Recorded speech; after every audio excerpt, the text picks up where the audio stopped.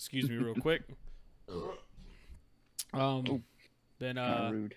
yeah, I said excuse me, and then I turned my head away from the mic. What more do you want from me?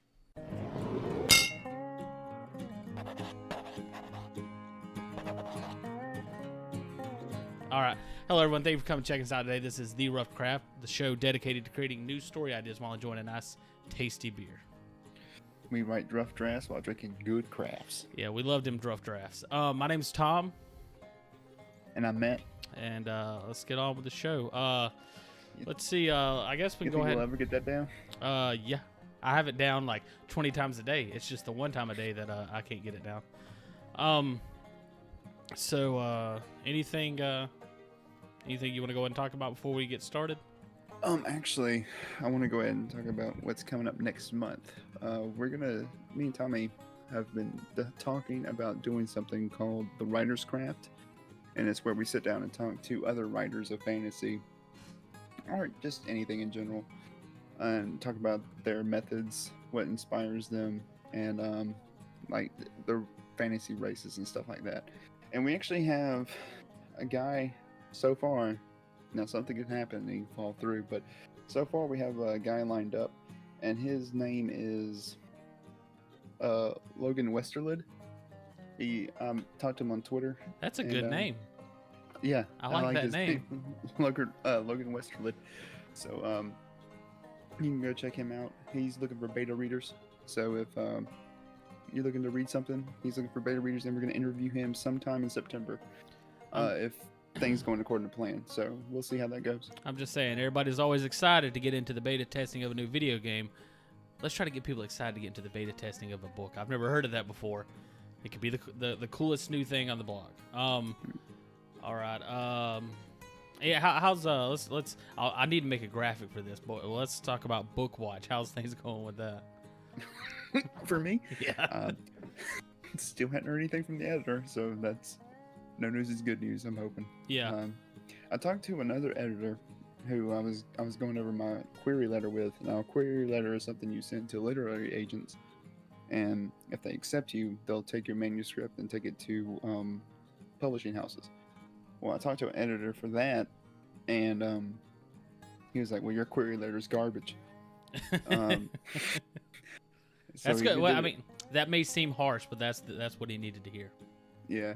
So he redid it for me, and he's like, "Why are you urban fantasy?" I was like, "I thought it was like modern day fantasy. I thought that's what urban fantasy was." He's like, "You're post-apocalyptic fantasy, dumbass." I feel like I told you that, but yeah. Yeah. And Urban he's like, fantasy would "Here." be something like Bright, if you ever saw that.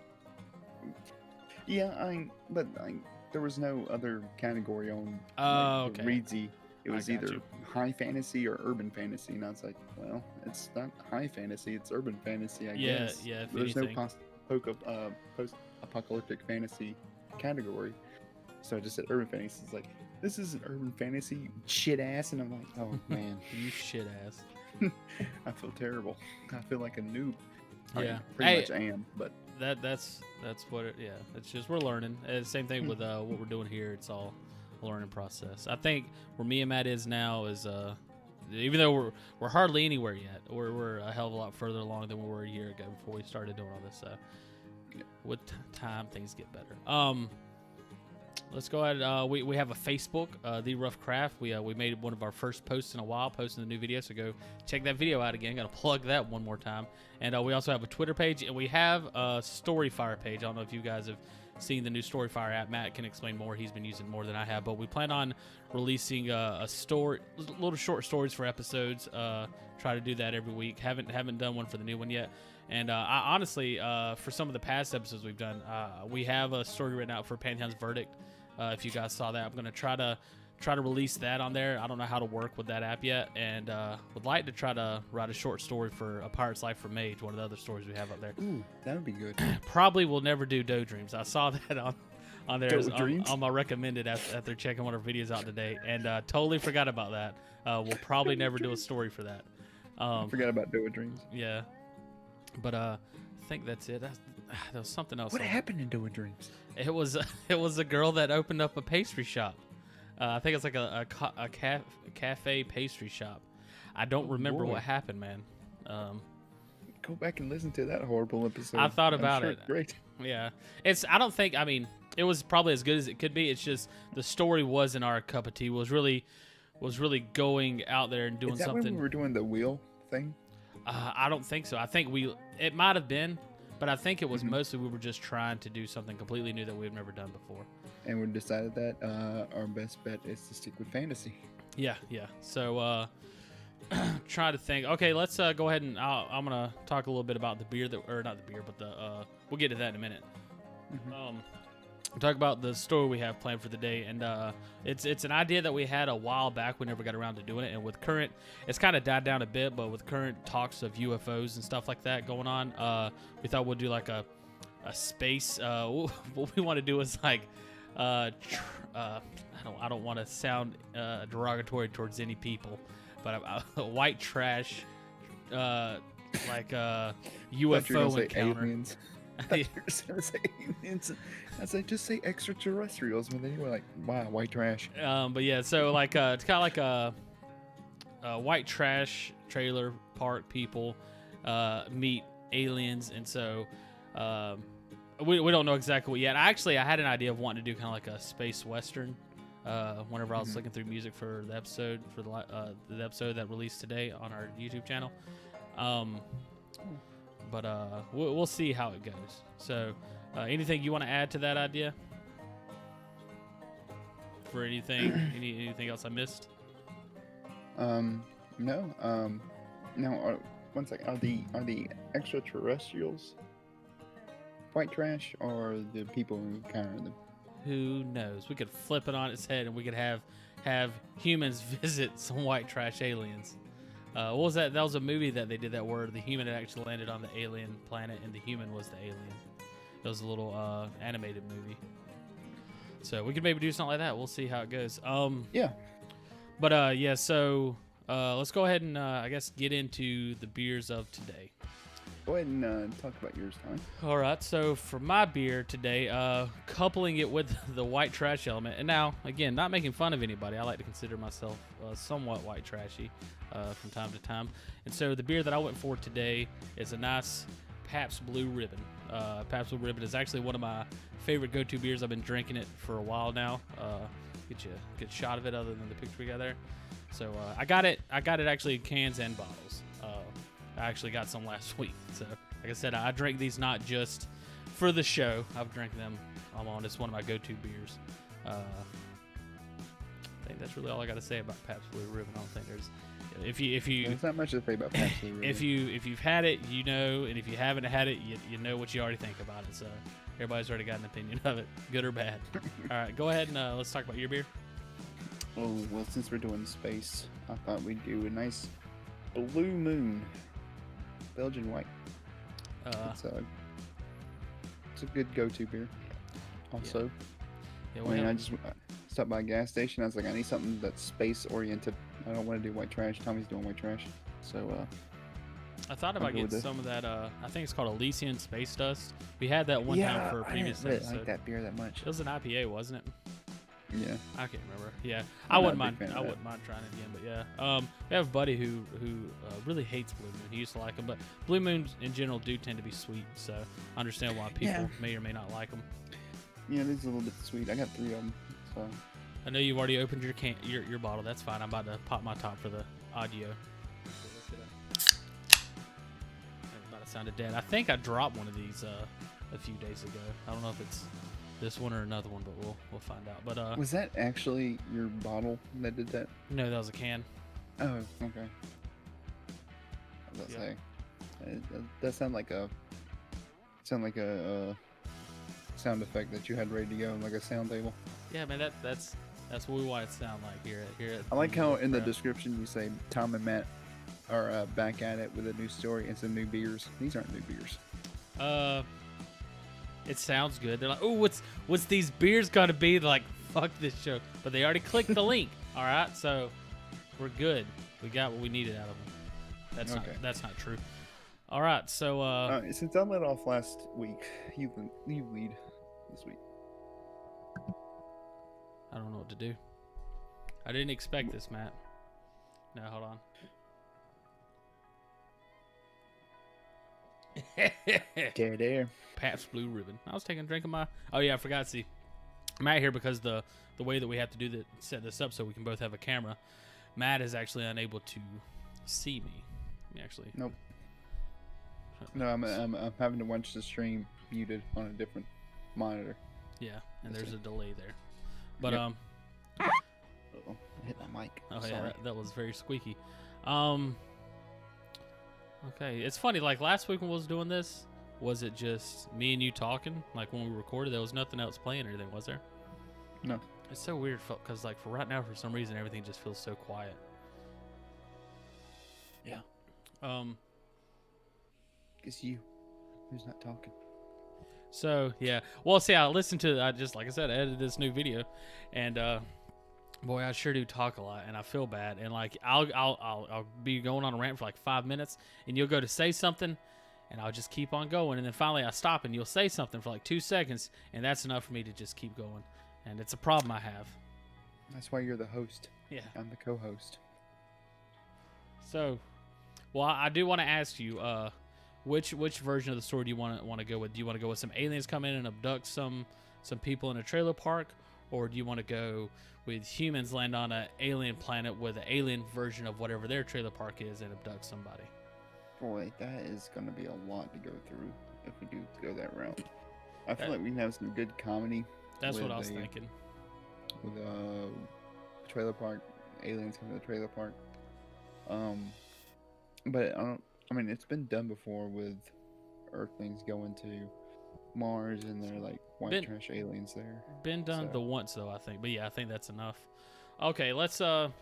And that movie, we remember there was a movie about it, but we don't remember the name of the movie, and there's a reason for that. Yeah, that could be a good point. Probably because it's a kids movie and we're big strong adults. Okay, so yeah, we'll do aliens come down to some trailer park. We'll make the trailer park just be anywhere USA. It doesn't necessarily matter. I don't want to stay into the trailer park too long. I kind of want to get into space and explore that sort of world. But we'll see. If I'm gonna lead it off, I need you to ask me the questions to kind of guide me into a direction. Okay. So what part of the country of the United States do these aliens go to? Well, I was thinking anywhere USA. It could just be anywhere USA. Anywhere USA, just somewhere where there's a trailer park in the United States, and just maybe in the South. Could be, I don't know, Midwest. I'm sure they got some out there. I don't know. I would say Midwest. Have you ever heard of a place called Skinwalker Ranch? I can't say that I have heard of Skinwalker Ranch. Okay, Skinwalker Ranch is basically like a spot, and I don't remember what state it's in. What the dogs are doing something, but I don't remember what state it's in. But what happens is there's these people of an Indian tribe there who claim that aliens are coming down and Do you mean to them. say a Native American tribe? Native American tribe, yeah. I just wanted to make sure that's what you meant to say. But they claim they're being abducted. There's aliens coming down and messing with them. Now, I'm not saying that they don't live in white trash, but you know they live in the Midwest, and a poor part of the country. Yeah. So maybe in that area. Okay. And there's a bunch of government research going on there, and State Department saying that this area could be a hotbed for alien activity. No, a threat to national defense. So that's why they've been investigating. There's been constant investigations in this area. And I found that out by watching a documentary on Hulu. Oh, I'm surprised it wasn't on YouTube. That's where all the good documentaries about aliens and other conspiracies. You'd be surprised. There's like a bunch of them on Hulu now for some reason. Yeah, because people watch them. Well, I watch them. Ancient Aliens took off, and everybody's like, let's do it. So yeah, you like how it turned back into you setting it all up. Yep, just waiting for you to carry this thing. We'll get there. So I'm trying to, because that's part of it. Like sometimes how about this? Who are these people being abducted? Are they Native Americans? Are they white? I What? just I thought of them as Are just they people? Are they people being tourists because they heard that there's a bunch of alien hotbed activity in this area? Or are these I people? wanted them to be trailer park white trash. Somebody got abducted out of their backyard or something like that. They looked out. They saw some lights outside and they stepped out back, walked in through the trees, and alien just sucked them on up. Okay. Is this a guy? Is this a woman? Is this a child? I pictured it being a man this Man? whole Okay. time. Whenever I think about it, it's a man. It could be a couple. It could be a husband and a wife. Do you want to What do? are they doing back there? Huh? What are they doing back there? What, in their backyard? Okay, yeah, they're just Yeah, husband well, and wife is Well, hanging out in the backyard. the husband saw some flashing lights outside and said, "Honey, there's some flashing lights outside. I'm gonna go check it out." And she's like, "Well, I'm coming with you. Let me grab the shotgun." And they go out there and they walk outside and the lights pull them up.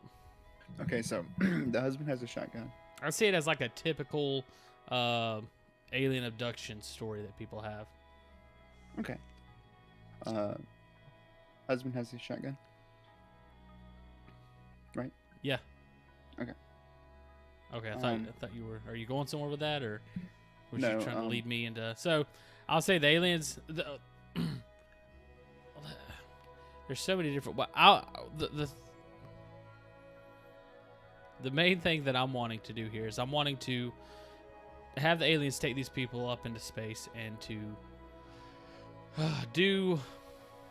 go on some sort of an adventure, have some sort of fun, and that's kind of my main objective here. So I'd say that we'll see what Matt thinks when he gets back. We'll say that they take them, they get them in the spaceship, and these people are freaking out. They've heard all the stories, and they think these aliens are about to stick a probe up their ass or something like that, anal probe. And they get up there, and they're going around, and the aliens come out, and the aliens are like, "Hey guys, how's it going?" And they're very friendly, and the people are kind of put off at first. The guy draws his shotgun, shoots it at an alien. An alien uses some sort of, I would say they're just like I think they're called the Greys, just typical. Well, I don't know, maybe we'll visit a little bit more with Matt and see what he wants to do. But they shoot at him. The guy kind of just either just waves it away or just bounce off some sort of like force field he has going on, and from there they start interacting. They start talking. They become friendly with each other. I think the husband remains apprehensive, and the wife, she's more. These are obviously good guys, and she starts becoming more friendly with them. While the husband's, he's not being rude or anything, but he's kind of more just kind of like he's kind of just feeling things out and being kind of has his guard up, I guess would be a good way to put it.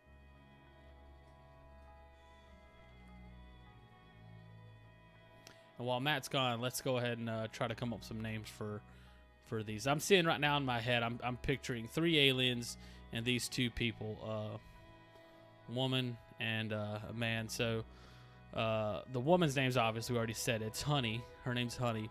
And the guy's name will be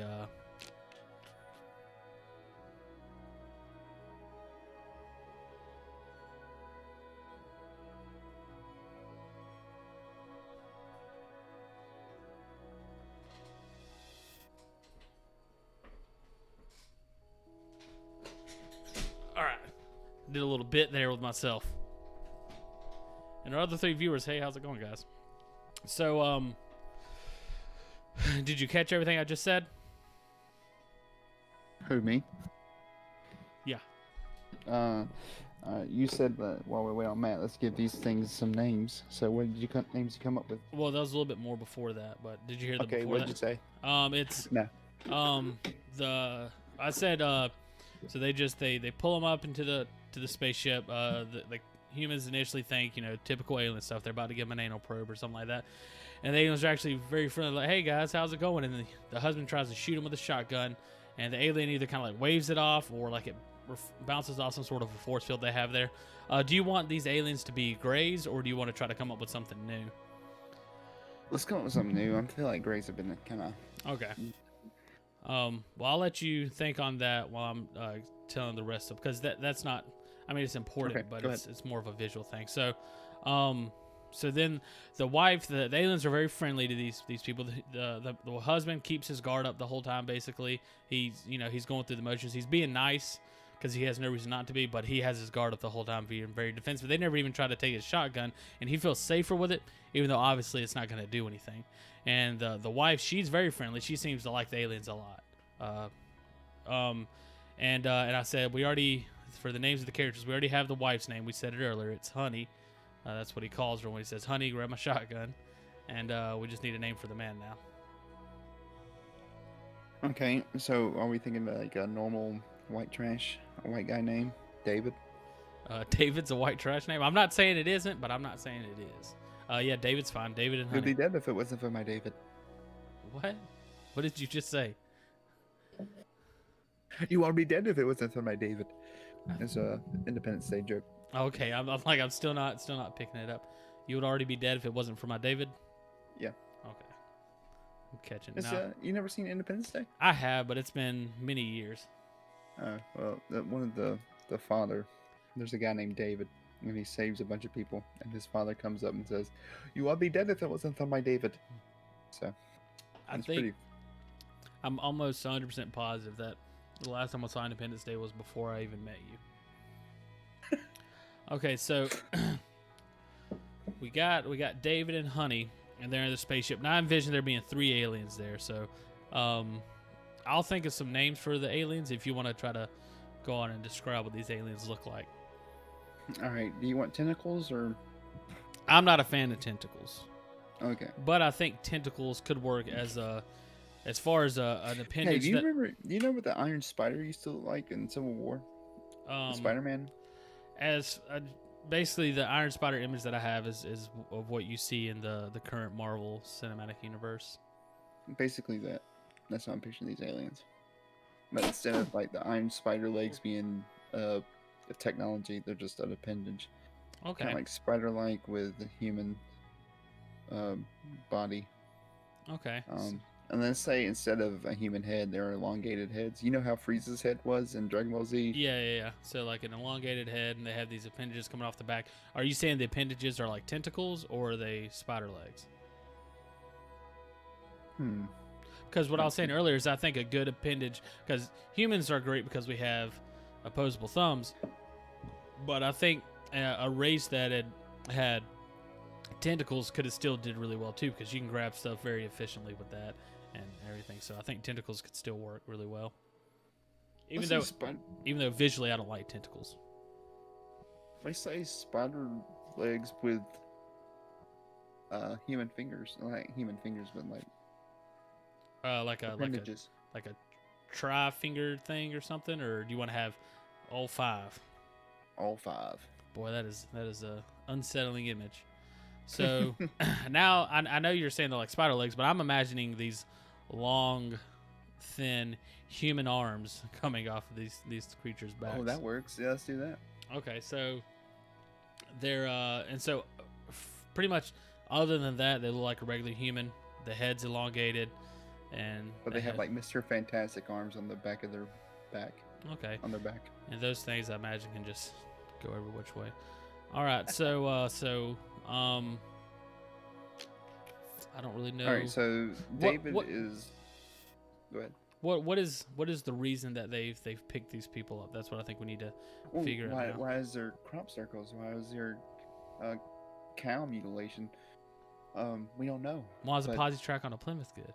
I mean that's the in this situation, I think we would find out. We would find out why they picked them up and what they're planning. Because this isn't a pick them up, test them, drop them back off situation. They're taking these people with them on some sort of adventure to do something. I have an idea in my head right now, but I don't necessarily like it. What's this idea? Maybe we can craft it. It's a bit of a see what you did there.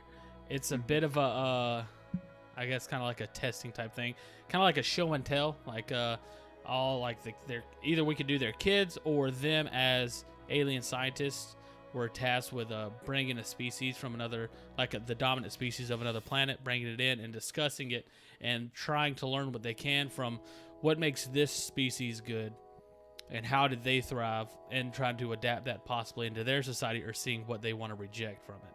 And so basically, these aliens take humanity and bring them to their science lab, or their main city, bring them in there, and they just judge these humans. Okay, and they pick David and Honey.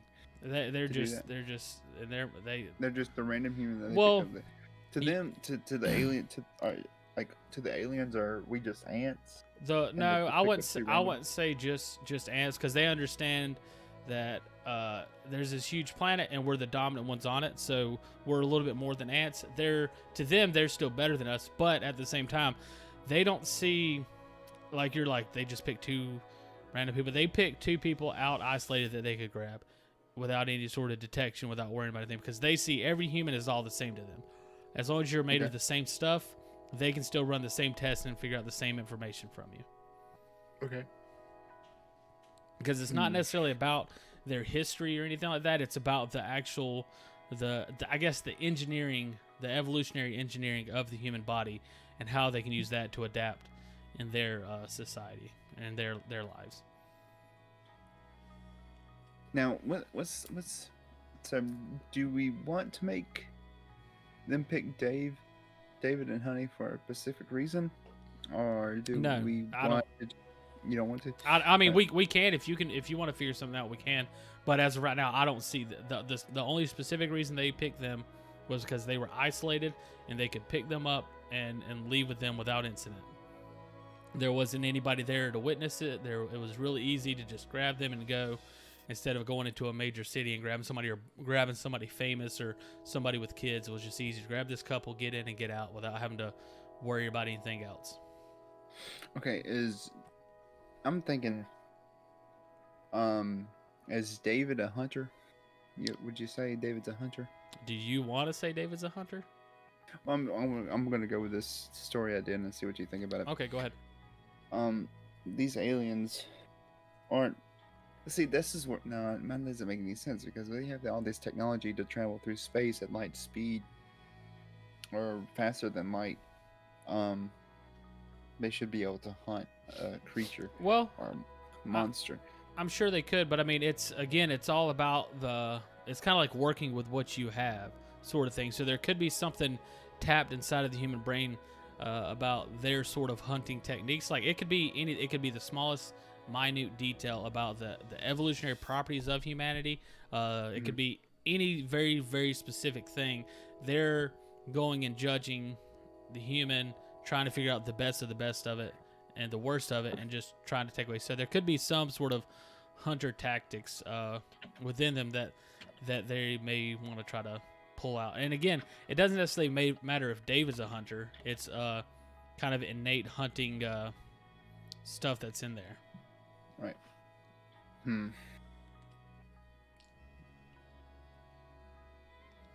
So do we want to say that maybe instead of trying to just judge them, so wait, I like your idea, actually, because a bunch of these aliens are trying to bring in different creatures from primary creatures from different worlds and show them off, and saying basically headhunters, like kind of like fishers.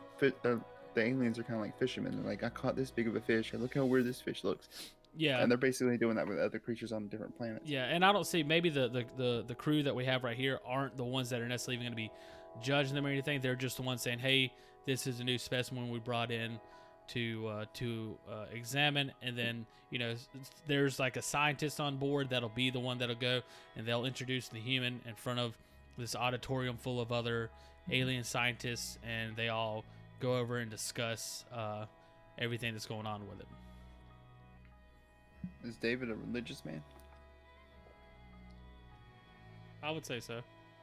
Okay, so does David think that this is the angels? I would say David doesn't have any clue what's going on here, and he's not happy about it, but he's kind of he's seen that a shotgun's not effective, and he's just kind of going through the motions right now. Nobody's doing any harm to him, and everything seems fine as of right now.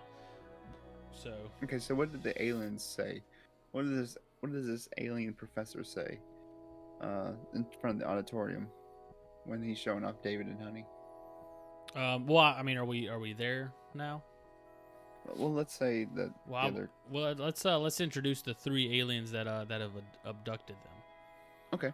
Go ahead. So, well, I mean, I guess I'll say I was supposed to think of some names earlier, but I guess the names You aren't. didn't? Yeah. Well, I was thinking about it, and then we started talking about the appendages and stuff. Roy Shack, B Shack, and Abednego. Bendigo, is that from anything? That's from the Bible. Okay, Roy Shack, B Shack, and a Bendigo. I think like that's I like a Bendigo. Roy Shack. Yeah. I don't want to do that just because that's the guy that's in The Watchmen. Who is now in DC Universe. How about one of them's name can be Ducataz? Ducataz. Ducataz. What was that name you said? Bendigo. Bendigo, Ducataz, and Meshach. Meshach. Yeah, that's fine. I was gonna say Hako. Let's do Hako. Because Meshach's another biblical name. Okay, so out of these 3, obviously, Ducataz is the leader of the 3. I'd say the scientist is a Bendigo, and Hako is kind of like their just kind of like the driver. So Okay.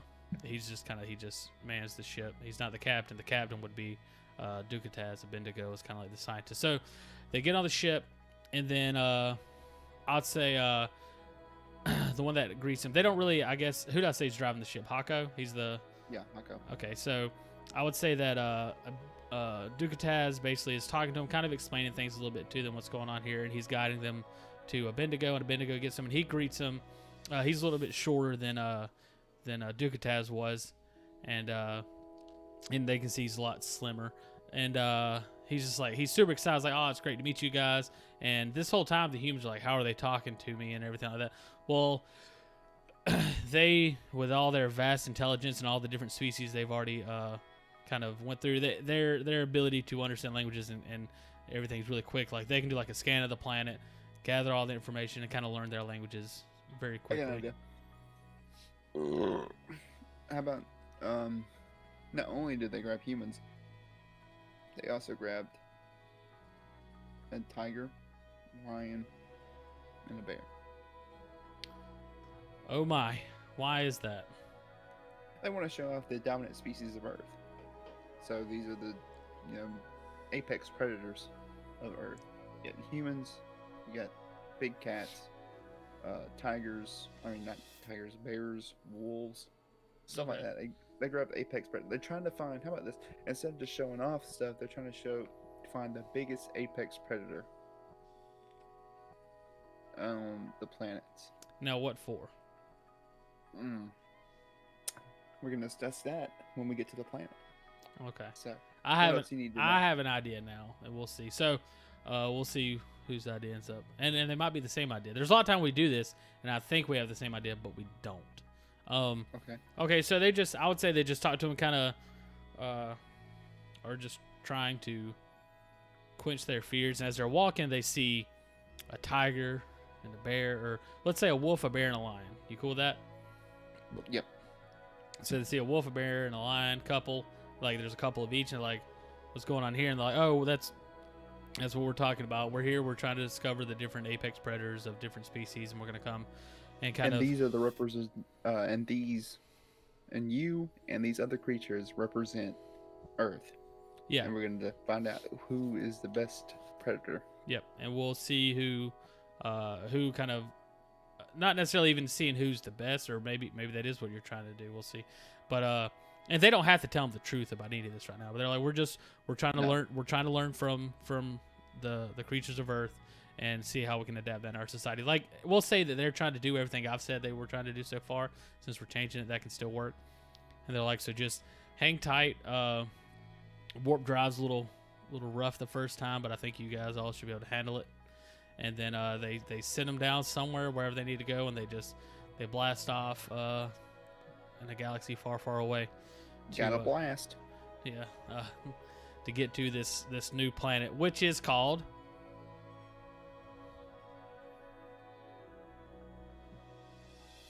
Vape Nation. we call it Vana. Vene. Vana or Vene. I think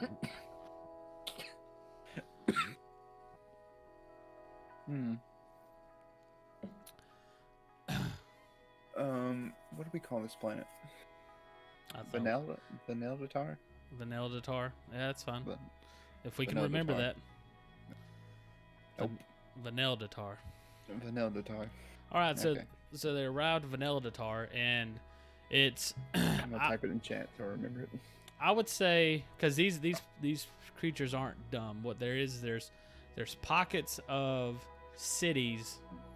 It's a marble, or it doesn't even have to. We can say like the grass is purple and the seas are green or something. It doesn't matter. We can do whatever, but it's like Earth, and there's continents and there's oceans. But on the continents, it's vastly whatever the I guess the grassy color is.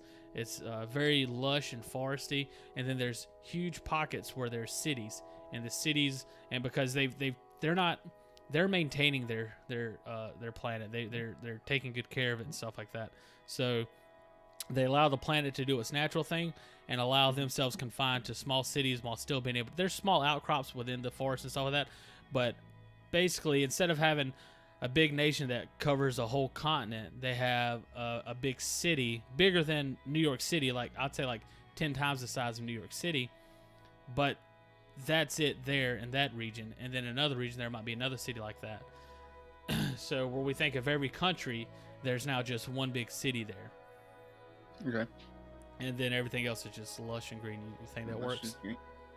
How about this planet is actually a neutral planet, a neutral space that all the alien creatures go to meet up. Okay. Have these kind of tribal meetings or clan meetings or something like that. So this is a hub of other. So this isn't just for this one species that we're dealing with right now, the Vaneldatarians. It's for other species as well.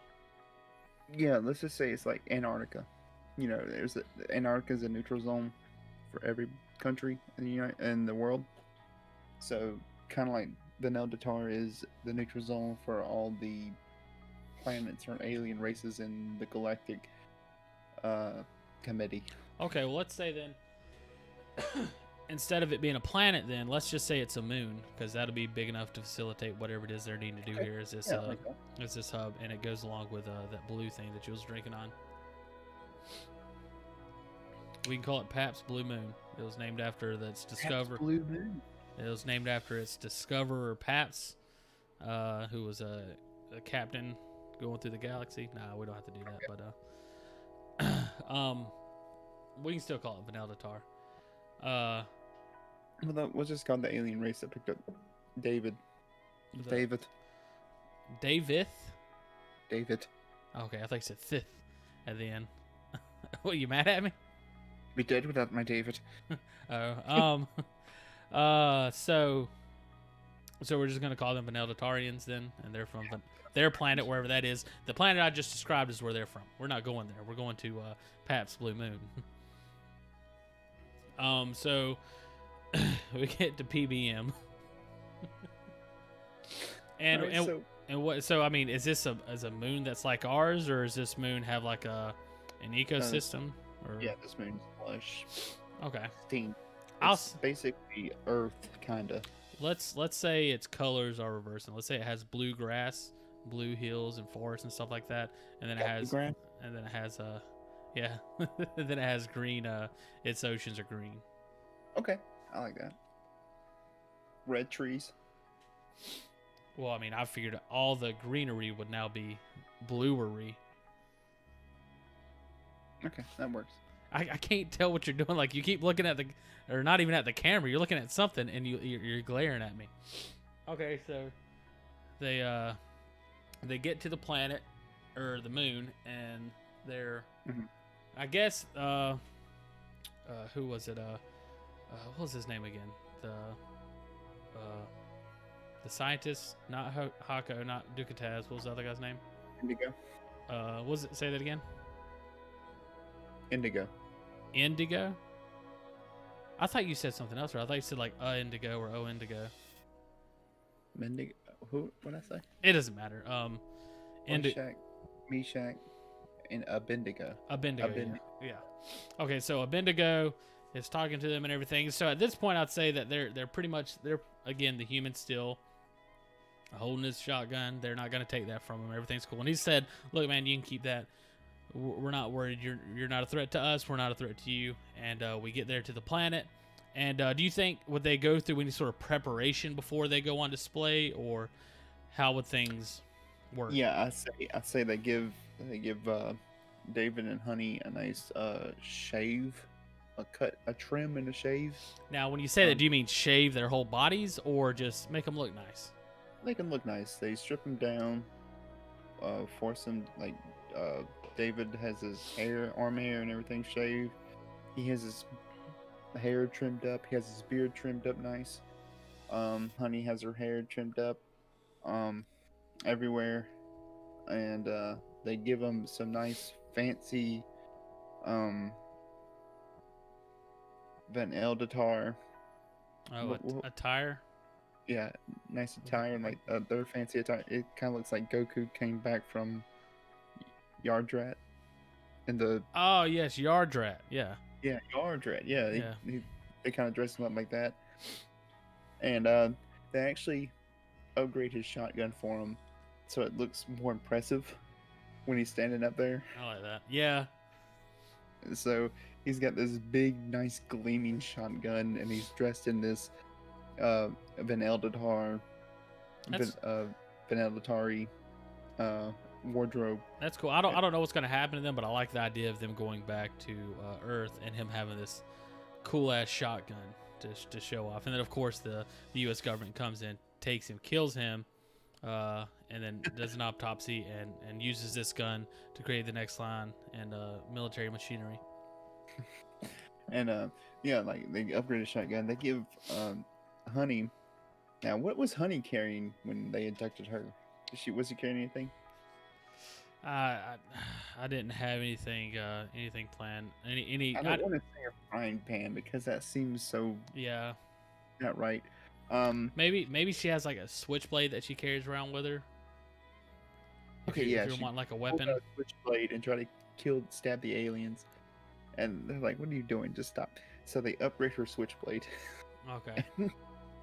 So what was this upgraded switchblade and shotgun look like? Let's say the shotgun is kind of like a pulsar gun. Okay, so they turned it to like some sort of a pulse rifle. And I would say the way it works is it's able to very efficiently harness the energy from a star, so you basically never have to reload it as long as you don't sit there and wail on it for too long. Right. So they give it like super advanced solar panels. Yeah. The shotgun. And I would say like the solar panels are made like, I mean, you can make it a visual thing, but I say it's just kind of built into the frame of it. It's a type of material that's very lightweight, durable, that also is able to facilitate as the solar panels. So it's just kind of like. I was just kind of making a joke because you said it absorbs sun rays. So I was like, sorry. So it's a very advanced solar panel. Yeah. I mean, you're making a joke, but that was what I meant. Now I'm glaring at the camera and you can't see me. You'll see it in a second. All right, there we go. So where do they upgrade her switchblade? Do they give it like a beam blade? Well, hold on a sec. I still want to finish the rifle. I imagine they put some sort of as shotgun. Now it's definitely a rifle. I guess it doubles as either or. He can. There's some sort of ways to. Well, your head just had a seizure there. It can double as either or, and there's a scope that that attaches that's on it that can use infrared, can use all kinds of various. It can be night vision. It can use infrared. It can scope in up to distance far surpassing that of human technology for basic scopes and stuff like that. Like he could probably spot somebody on the moon and kill them with this thing. Very, very accurate. And it's almost, since it's like a light beam, it's almost instantaneous. The speed in which it does it, and it doesn't have any drop off like you'd have. So it's an OP weapon. If you found this in a video game, you would easily win. It's like the golden gun in Valorant. BFG and Doom. So what do they give Honey? So she has her switchblade. What I'm actually picturing is actually the blade that I think, what's her name? Guarana? No, that's not her name. What's the name of the green chick in Guardians of the Galaxy? Corona. Is it Garona? Are we sure we're not thinking about Garona Half-Orcan from Warcraft? Oh, we might be.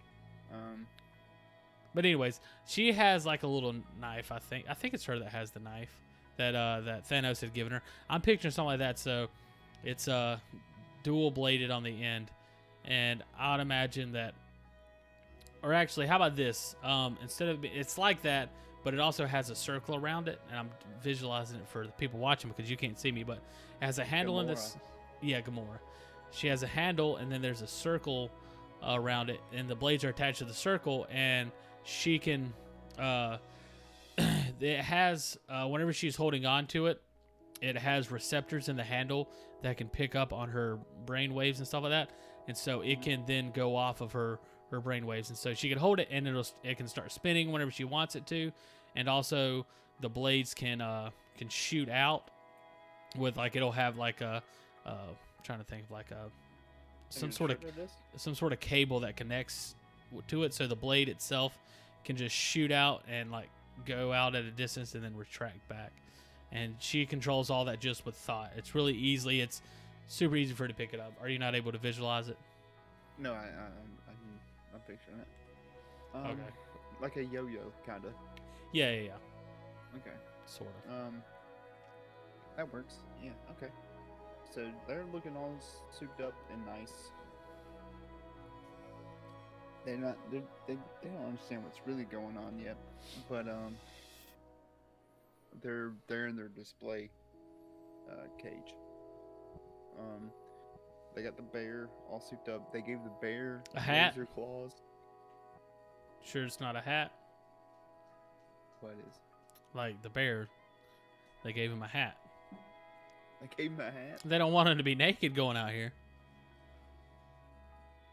They gave him some armor too. Okay. They gave him some armor, and they made his claws laser. Gave him laser claws. What are laser claws, man? I keep hearing you say this, and it's awesome. What they did is they put a glove on his arms, and they're like fist weapons, except they're made out of lasers. Okay. They did the same thing. Hold on a sec. Can they communicate with the bear? Yeah. That's awesome. That's a Yeah, they can talk to the bear. Dude, this story's amazing. They did the same thing to the, what we say, a lion and a wolf. Yeah, they're like walking through the ship, and all of a sudden they hear like roar, and then the other guy goes, "Oh!" And he's like, "What's going on over there?" It's like, "Oh, that's Hako. They're shooting the shit with the wolf." Oh yeah, they gave the wolf like dentures that are fitted to his fangs that make give him like a saber tooth look. And I like I don't know how they would do it, but I think using his howl and having something that amplifies that, I think that would be cool. Oh yeah, they just put a little device down his throat, and every time he howls, it just echoes and okay. Okay, kind and of then like Black Canary from DC Comics. You know how she screams and yeah. And so for the lion, they made him look really, really good, and so they just injected that motherfucker with some kind of DNA, and he's a were-lion now. Well, what I was thinking is they just made him look really nice and fixed his hair up really good. He's all lush and beautiful looking, and so he's just a seductor. Like people's like, "Ooh, I want to go talk to that lion." Then he eats them. But no, yeah, I like that idea. I was gonna make that say that same thing too. They just turn him into they inject him with something. He just turns into like a human lion thing. And then like he's like going by, and they're like, he's like, "Hey, David," he's like, "Is that a fucking lion?" Is that lion standing up and talking? And they give him like they're like, all right, well, they bet on the lion, they bet on him, and so they inject him with this special thing that makes him. So there's stronger. betting going on here. Oh yeah, and they give him the armor. They give him a special spear that not only shoots like the rifle, but it cuts and it's a blade, kind of like a laser blade. And they're like, we're betting on the lion. The lion's gonna be the one that wins it for us. Let's just give him everything. So the lion has like a light. God, I did not even mean to say this, but he has a lightsaber, sort of thing, like some sort of a light Like blade. a light spear. Yeah. Okay. Yeah, I like the idea of it being a spear better.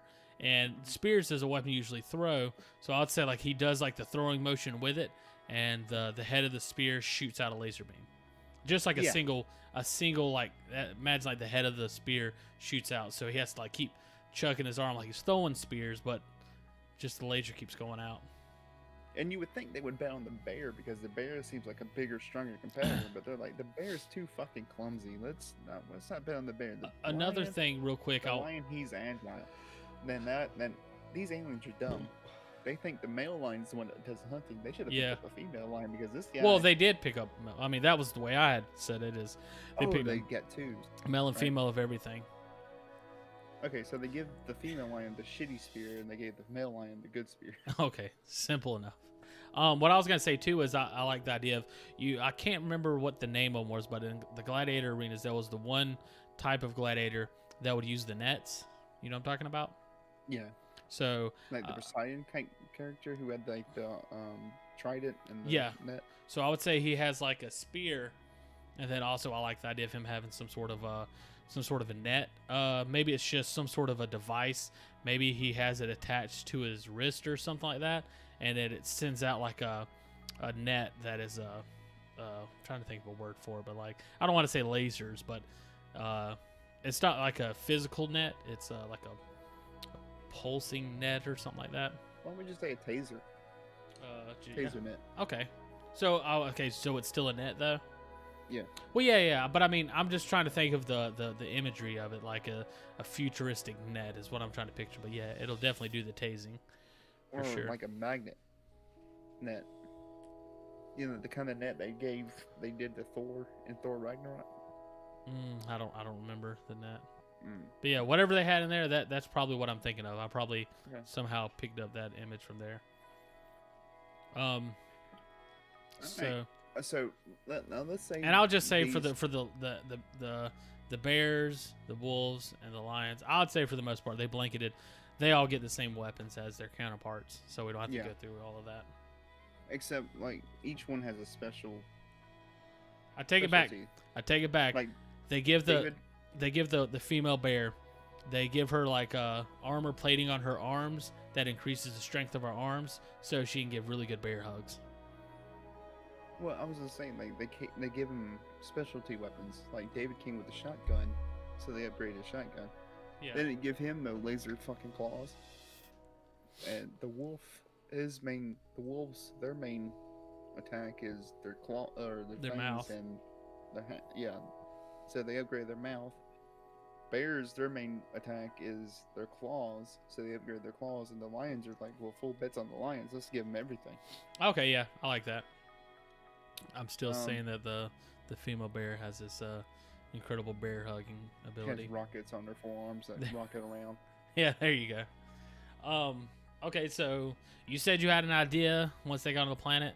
What is it? I think. Are we there yet? Is there anything else we need to? I don't think so. I think they soup them up. So the other aliens come in with their creatures. Now we got one alien race. Now these aliens that picked up David and the lion, tiger, and bear, lion, wolf, and bear, these are shitbags. These aliens are a bunch of shitbags. The Vaneldatarians? Yeah, they're cheaters. They cheat. Oh, so goddamn bad. So all these enhancements that have been given to these creatures were them cheating? Yeah, because they're saying, no, these creatures came like this. We just picked them fresh. These are fresh out of the earth. We didn't do nothing. Okay. And these other... There's like somebody in the crowd that's like, I've been to Earth. I don't have any of that shit. I don't know what they're talking about. I haven't seen that. It's been a couple of years. It's been a couple of decades since I've been to Earth. Have they advanced that quickly? I don't... Whatever. I was there before the atom bomb, so maybe. He's like, Vaneldatar is 5-1, so we'll see. But anyways. So you got these other creatures. Let's say they got the aliens from Alien there. But That's cool. I like if we could make this, because I see this being more of a movie. That's something that we forgot to do with the last thing. I think these different stories, whenever we come up with it, we like to kind of couple them with the form of media that would best format them. And I like the idea of having this, like, now I'm starting to see a gladiator arena that they're getting ready to do these. And like you're going through there and you're seeing, you got the alien from Alien versus Predator, and you just go through and you see all these different hunters and creatures from other fantasy, along with new ones as well. You got some squid aliens. You got a Saiyan, just one Saiyan there. Yeah. You got Illidan Stormrage. They grabbed him. You got Orc. Yeah. From 40K. Just an Orc from 40K. But then you got the champion squad who always brings in the winning team. And they bring in Nessie. I couldn't see what that is. Is that Blue Eyes White Dragon? No, it's a Nessie. Is that what that card's called? Yeah, Nessie. So they bring a Loch Ness monster? Yeah. Then they bring Garmasil. So hold on, so they're bringing things from Yu-Gi-Oh? Yeah, they're bringing kaijus. And they bring... Where do they get these from? From the Shadow Realm, motherfucker. So... Hold on. Well, my only issue is we're getting to a point now where we can never actually do this. We're getting too far out there. Like, a cameo is one thing. It was mostly a joke because Okay. I just got these cards today in the mail from TGC players. Please sponsor us, TGC players. I'm over here saying, get them out of the fucking show. And you're like, please sponsor us. Hey, if you guys want to, I will become an avid Yu-Gi-Oh player. Let's say, they got a miniature King Ghidorah from Dragon Ball, from Godzilla universe. But we need another issue is a lot of these different races and stuff that you're saying are variations of other things that would have came from Earth. Okay, but these other races aren't very important. Okay, cool then. We can keep going then. What's important is the other 4 creatures that are going to be the champion team. Okay. That David and the wolf and the bear and the lion have to go against. So we need to make that. Okay, so what is happening here? Because we still haven't really explained that. I think we've kind of led on a lot of what you have going on. I wish I could remember what my idea was going to be, but I can't remember it now. I'm thinking a Hunger Games type deal. Find out who the best predator is from all these planets that these aliens pick up creatures from. Okay, so I'll say then this planet, or this moon, it has this one big vast city, and then around it is mostly... It has oceans like we talked about, but it's mostly land. It's, I would say, one big landmass. In the center of it's this city, and then outside around it is this huge forest. Some areas desert, some areas forest. Like there's just a variety of biomes and stuff that's going on there, and they just release them all and let them go at it and see who wins. Yep, that's what my thinking was. All right, and so here's... Because I think, do you want to make this a 2-parter? Because I feel like that's a whole nother thing. We're already past an hour right now. That could be a whole another story to tell. Go another 15 minutes to describe the champion team and then make it a 2-parter, because we did a lot of digging around. Okay. In the first 15 minutes. Yeah, that's true. So let's go ahead and describe this champion team that David has to fight, and then next Sunday we'll do part 2. Okay, sounds good. All right, so I have hopefully I won't forget it, but I have a joke idea I want to throw in there at the end of this as a cliffhanger. Okay. So do you want to, what all do we need to know about this new team? Do we need to know their planets? They've won the past 3 rounds. So, okay, so these are people that they're not bringing in a new set. This is the reigning champions that have been here from various different trials and stuff like that. So basically, they do this, I don't know, like how many, like every year or every few months they'll do this, and this team has won every single time. And I would say more, it'll take more time than a month, but like every 6 months, or because like even UFC fighters, they don't fight every month. Let's say every 6 years. Every 6 years. But I mean, I think 6 years is too long because, like, say this human wins in 6 years, he's not gonna be the same guy. He could be past his prime at that point. Well, he's past his prime now, but Yeah. I see what you're talking about.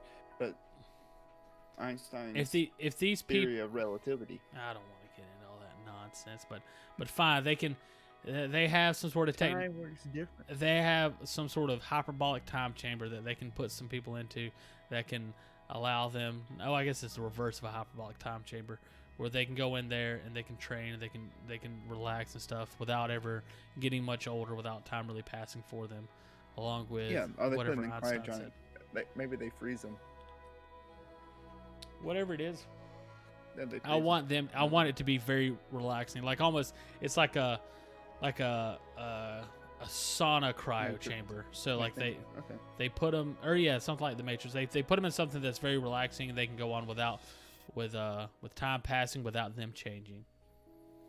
Okay. But it's almost like putting them in their nirvana, and that's part of the reward system, I guess. Is they win, they get to go into this nirvana, blah blah blah. It's heaven, and then so like they'll come out and they'll have that hunger to win even more. So we'll say for 4 or 5 games, this same team has won.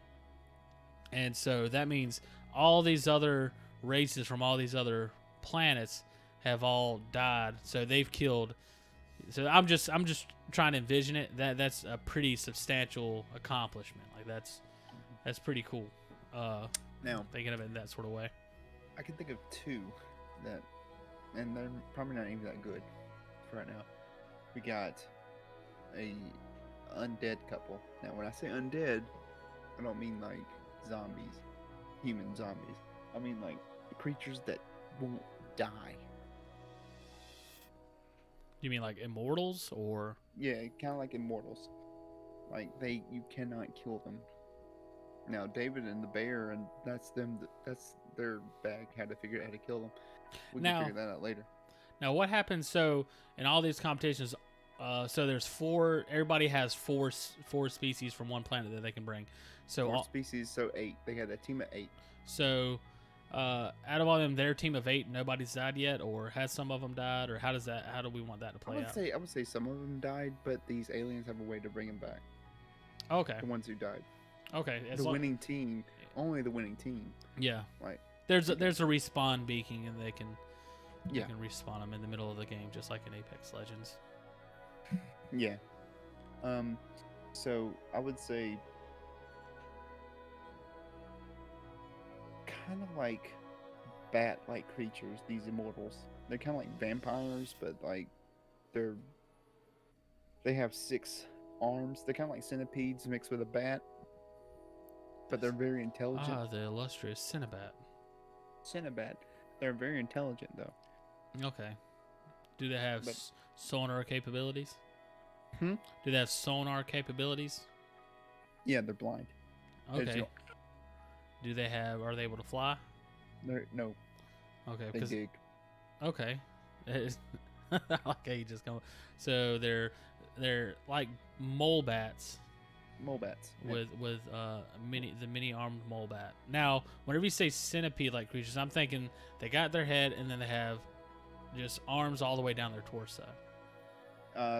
I would say 3 arms down the torso. They got one up here on the shoulder, one down here at the side where their guts should be, and then one down here at their hip, and then they got their legs. Okay. So that's our Cinnabon. And the other one I was thinking of was kind of like an android race, but not android. Like their skin and skeletons are made of metal, but their innards are actually flesh. So And with this they're just species that evolved to the into. to that point of integrating themselves with technology. No, you know how humans flesh and basically our whole essence is from stardust. Yeah. Right. Everything's made of carbon. Yeah. Well, when they evolved, they mostly evolved with iron. Oh, so it's kind of Instead- like just imagine a race that evolved that has stone skin. This race has like metal iron skin. Yeah, they evolved with iron, to house their flesh, but they still have organs and stuff like that. It sounds like a badass fucking planet these things have to be from if all this is going on. It rains mercury. So that's what I'm thinking. I'm thinking they're kind of humanoid. And another thing I like to think of is every single race that is a part of this, every species is the white trash version of that planet. That works. I think make it funny. I don't know. I think just having that idea kind of in there kind of makes it funny without having to go into it, because that's too much to have to worry about going into. All right, so we got 2 more. I like what you're doing here. I want to come up with one, but I think you've came up with 2 really good ones so far. So if you got a 3rd one ready, Pocket, you go right ahead. No, I only thought of 2. I can think of another one real quick, but you go ahead and give your idea. I wasn't prepared for this. Okay, so this I wasn't prepared to just come up with something off the top of my head. What I want is a race that is very small. I would say about the height of it's if you're looking at like a normal human, it's not even up to the kneecap. They're very small and agile. Their bodies. I want them to be round. I want them to be proportionate to like for their body size, but they're round, and they have in their legs, I would say, they have some sort of like a, I don't want to say frog legs, but they have a very like a spring-like capabilities. Yeah, I was about to say spring. So that they can, what they'll do is it's like a armadillo or roly-poly. They can launch themselves and turn it and go into a ball, and they can just roll super fast. And so they are, with that, and then because of that, like while they're rolling, they have like this ability to like kick their legs out and push themselves again as they're rolling, which is unperceivable to the human eye or any eye really. So they come at you like a cannonball. Yeah, they're basically moving cannonballs. Whenever they're not in this form, they're, like you said, like their skin similar to the other race. I would say I don't want to take your idea, but I need them to be very solid. Just make it rubber. Will that be okay? So yeah, they're very durable then. Yeah, so it'd be something like that. So they're very durable. I would say they have like a furry outside. Like they're big fur balls. They're very cute looking. But so they're these big. They look cute, but then like in an instant they can just turn into this ball and just fire right through you. And they take no damage from that. They can bounce off walls, go through walls, whatever they need to do, and they're very impervious. So far, this champion team seems there's 2 almost indestructible races on their team, and then we got the hidden one, the Venipede, who would go underground and use sonar and just it's hard to kill. The Cinnabats. The Cinnabats. Now we need the boss race, the final one. So we don't have the boss race. We got this immortal race. We got what was the second one? What was the second one you came up with? The metal impervious to damage race. What else? What else was with that second one? I forgot. Is that all it was really? Is there just like a? They're humans basically, but with instead of carbon doing their makeup, it's iron. Okay. So and then you have this this cannonball. Fur cannonball. So we got the strong one, we got the sneaky one, and we got the weird one. Now we need the boss. Okay. So who's the boss of this team? This is where we sit down and think. Yeah. It's a bad time of the podcast to be doing that right here at the end, but now, that's why you guys keep an eye on our YouTube channel for the edited version of all this, so you can get a nice cleaner version of it with some thematic music added in on top of it. I don't want to do dragon. I don't want to do anything. Oh, I do like that idea, but yeah, I don't. Yeah. A dragon? Yeah, no, yeah. Do you want them to be a very large race? No, I'm thinking nice, slender, kind of. Basically, like kind of Frieza-ish. Okay. You know how Final Form Frieza was? He was really scary once he turned into his final form. You're like, holy shit. Well, there wasn't really much to him. He was just like... He was just fucking crazy powerful and like he killed Dente. I And would you're just like, say we make them see, because I feel like that metal race is already like this though. But I'd say make them human-like, and what makes them so deadly isn't what they naturally have about them. It's their intelligence and they're from a warring area with all these other things. So they were the ruling dominant planet there. So they have come up with ways to be able to easily dispatch all these other races. So they can beat all these other species that we've created easily. Like we could easily go and I mean, obviously I'm not gonna have hand-to-hand combat with a bear, but I could probably defeat a bear. Even though I have no sort of skill in that, you give me enough distance and a strong enough weapon, I could probably kill a bear before it could kill me. And so, so this race is able to dispatch all these other things that any of those other 3 races you've mentioned, you could give me any weapon that we have, and I probably couldn't take them out. You know what I mean? Answer is staring at us in the face. What's that? A skilled hunter who is from Earth, another human. Why would they have another human though? Why would they? Because they got theirs from a planet. It's a different planet. I'm saying a very human. That's what I'm saying. It's the same exact thing. It's a skilled hunter from this planet that has technology that is developed to a certain point. What I would say the reason that the Vanel Dadar went to Earth is because the champion leader is from Earth. So they're like, we'll pick up a bunch of these other creatures from Earth and hope that it pays out, and we'll upgrade them with all these weapons. But you ever seen? I like the idea that you're going with there a lot. I'm just trying to figure out, because I thought the whole idea of all this, we can change the idea, but I thought the whole idea. So the idea is that they go around to different planets and grab the best that they can from whichever planets they want to. And the Vaneldatarians went to Earth specifically and grabbed 4 as their full squad because they thought Earth had the best creatures. Is that what you're saying? Yeah, because the leader of the champion team was from Earth. Okay, so basically, everybody that's on the winning team squad are all the champions of their own planet, basically. Yeah, I would say so. Okay, and so you just have to get 4 species, and you can get them from anywhere. Okay. Yeah, I would say. Yeah, let's change it up. Instead of doing like who's the best predator, let's say this is just a fucking gambling racket. Yeah. Well, I mean, I figured that's kind of what it ended up actually being. Yeah, this is just like point.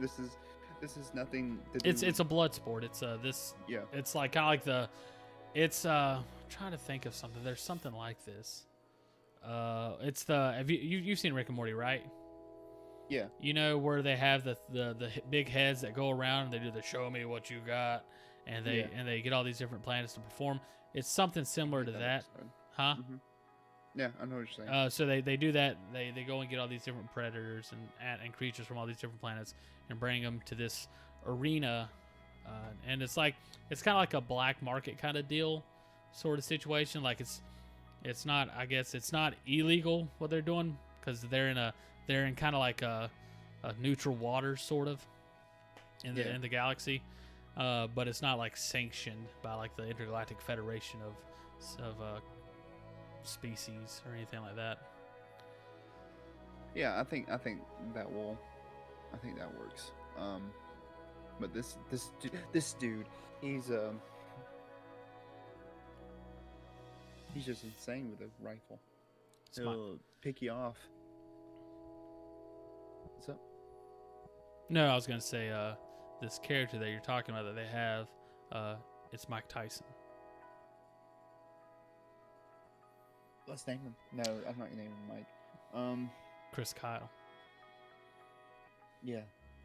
It's Chris Kyle. No, but yeah, he'll have been. Yeah. He would be some sort of elite sniper taken from, I would say the United States has the best. But yeah, somewhere in the pretty much the best, most elite sniper that they could find. Arnold Schwarzenegger. I don't think he's a sniper. I don't think he was in the military at all. Wasn't he in a movie? Wasn't he in the movie? I think he was in a couple of them. I can't recall. But yeah, this dude is just insane. He's a good sniper. He's a And good have hunter. have they outfitted him with any sort of equipment or No. anything? He, So- he's with a fucking M80 or Well, whatever it is. M4. Yeah. Well, It's I just mean, that he's probably M4. using some sort of high capacity sniper rifle or something. I don't know what the terminology would be, but he's probably using some very good sniper rifle. Question. The question is for this guy to be this great, how would this guy been able to beat the other races that's in his crew? I know he doesn't have to, but if he's the best, he would be able to. How is he able to beat them with the equipment he has?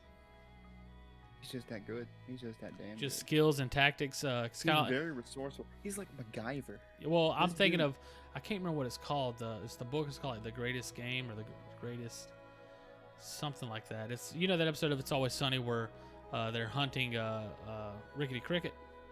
Yeah. There's a book that's like that where this guy, he gets humans, he drops them off in the jungle, and he goes and chases them because they're the greatest. That's the greatest hunt. That's the greatest hunt that you can have is hunting another human. Drew first blood. So I was about to do it, but I was going to do it way too much, and I don't want to film myself doing that. So I'll say, yeah, he's just very resourceful, cunning, and just, I think like on Earth, humans kind of have adapted to be the perfect hunter, predator, but a lot of that comes from pack hunting. That's in our past. So I'm finding it very hard to believe. I like the idea of it being this guy, like that's kind of like the bombshell that it's this hunter, this other human, but I don't see it, man. I don't see him being that good, especially without any sort of enhancements added to him. I don't know. Now, if you took this great, amazing hunter and then gave him something extra, like I would be like, yeah, dude, absolutely, I could see that 100%. Like maybe like as he wins, he gets rewarded with new stuff, but at the same time, you kind of don't want to do that because that just makes it easier for them Takes to win. away from. Yeah. I guess that kind of goes with the whole part of it. This has been the winning. Yeah, it's just I can't see him defeating this cannonball guy or this immortal or this metal skinned man. Maybe the metal.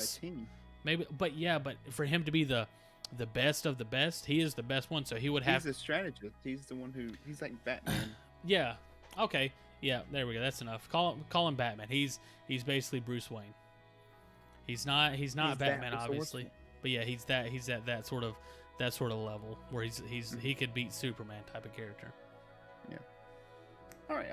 I think we got a good leaving off point. All for right. Next. Well, no, I got the leaving off point right here. I've been holding this one in. What's this one? So they got him outfitted and ready and everything like that. And what was the captain's name again? We got Bendigo. That was the scientist.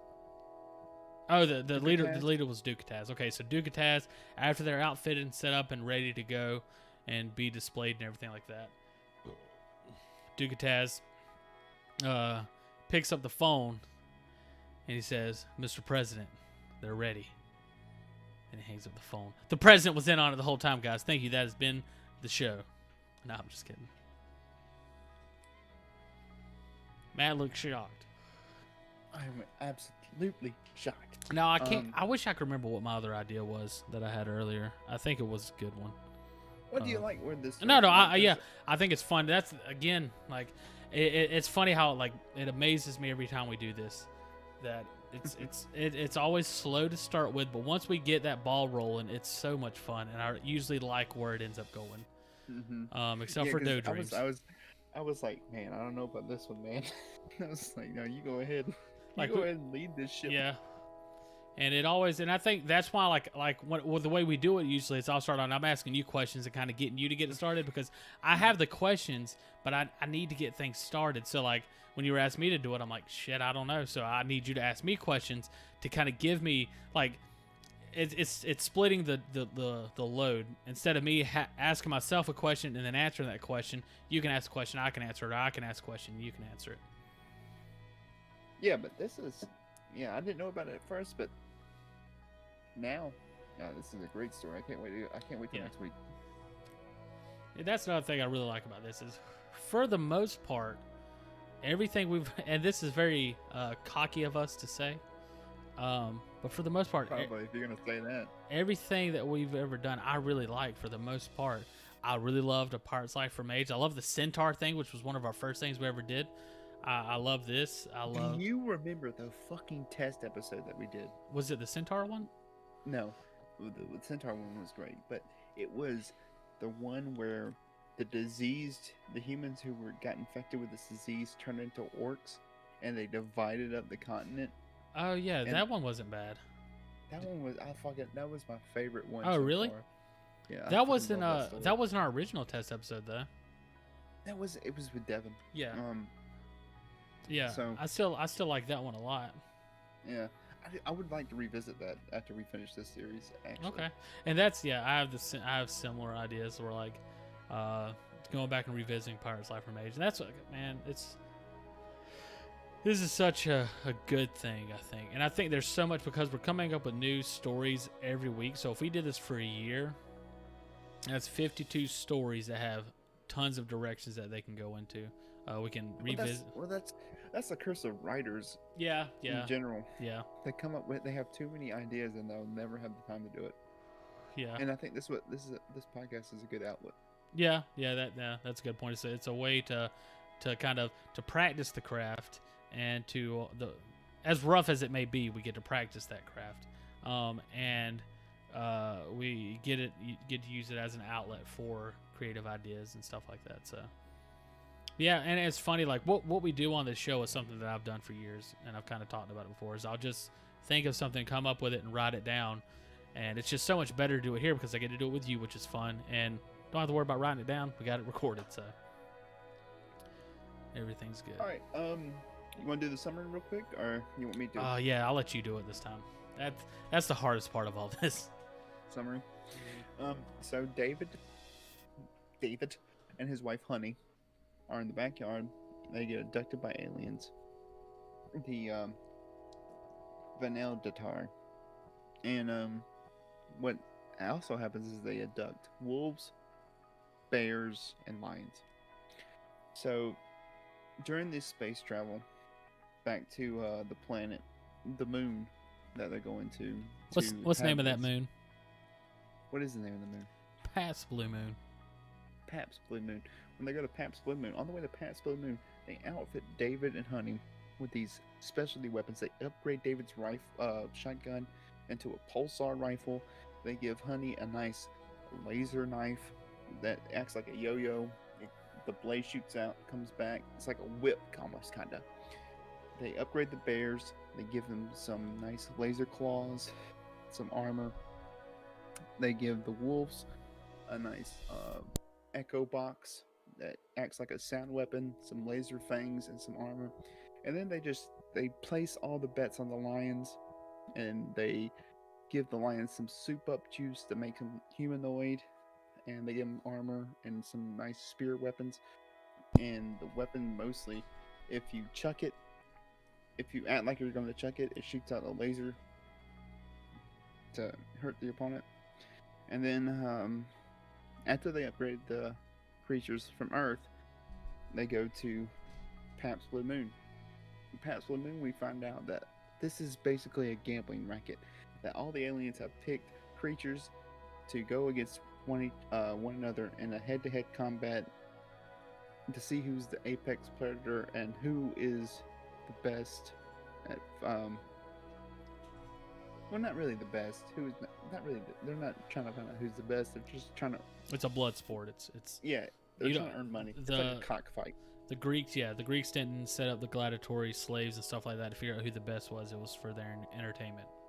So we see all these other alien creatures come in with their betting, their fighters. We see a Saiyan. These are just cameo creatures. They're not going to matter next week. Yeah. But we find out that there's a champion team, and the champion team has, what would we call them? Batipeds? Cinnabats. Cinnabats. Basically 6-armed bats, creatures that dig underground, kind of blind. They're immortal. They're very hard to kill. They dig underground. We have a humanoid race who, instead of carbon that makes up DNA, it makes up iron makes up their DNA, so they're tough and their skin is made of iron. And then a ball like armadillo type race whose makeup is kind of rubbery. They wind up in a ball, and their feet are kind of springy, and they shoot out like a cannonball. But the leader of this champion team is an ace sniper from Earth, and that was the reason why the Venandatars picked up David and his wife from Earth, because the champion team's leader is an Earthling. So like, well, shit, we need Earthlings too. And that's basically where we're at right now until next week when we find out the winner of these blood sports. I don't think I did a good job of summarizing, but no, I think you did. I was about to. There was a couple things I was gonna touch on, but then you filled it in. The one thing that I think we've missed with all this is there is not a title. Oh. So do you have anything off the top of your head? Let me think. No, not off the top of my head. The only thing I can think of right now, and I don't necessarily like this at all. We didn't like Pirate's Life for Mage either. I like that name. All right. It was a joke name. Was Pantheon's Verdict I was unsure about. But instead of Boy Meets World, how about Man Meets War? But I don't like that. No. Terrible. Thanks, guys. Or thanks, Matt. It's the best I could do. I feel like, I don't think, this may not be true, but I feel like I've named everything. Pretty much. Okay, well, yeah, I will put the burden on you this time then. What you got? I'll think of something though, or I'll try to think of something. No, the only thing I think is Showdown on Pat's Blue Moon. Yeah, I was thinking of the Ultimate Showdown, but that's a song from a video. Because we need something that doesn't give away the plot of the story, where they're gonna go and have this big battle. Yeah. Yeah, like I said, Showdown on Pat's Blue Moon.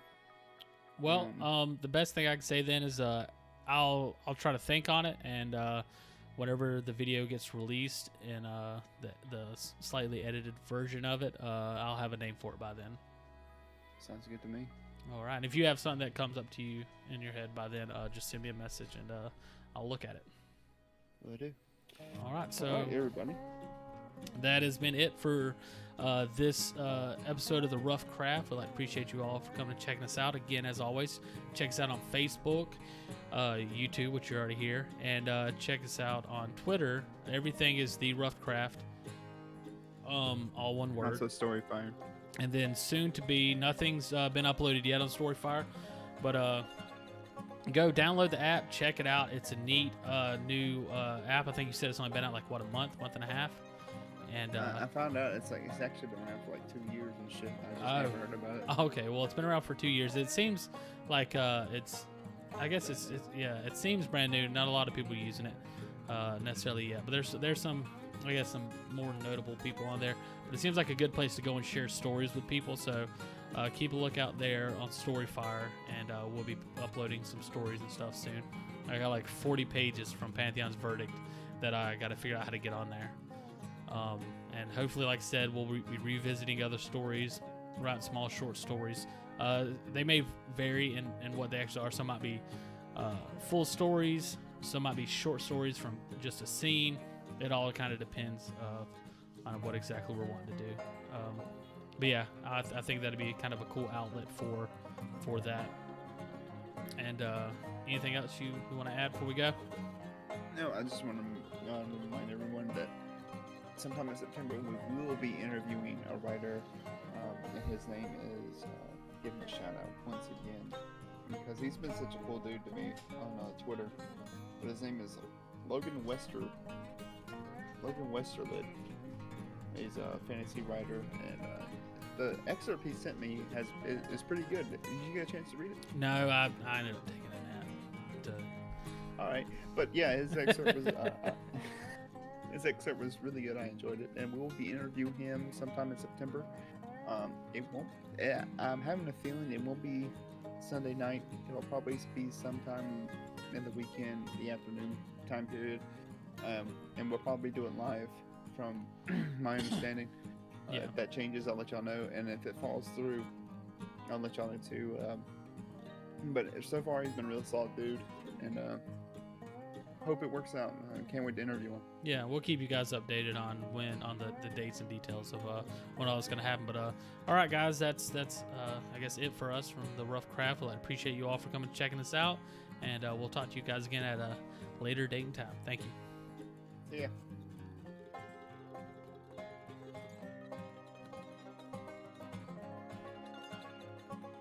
Now I don't know if I should just hit end stream and start a new stream. What do you want to do? Yeah, we can start a new stream for gaming. All right.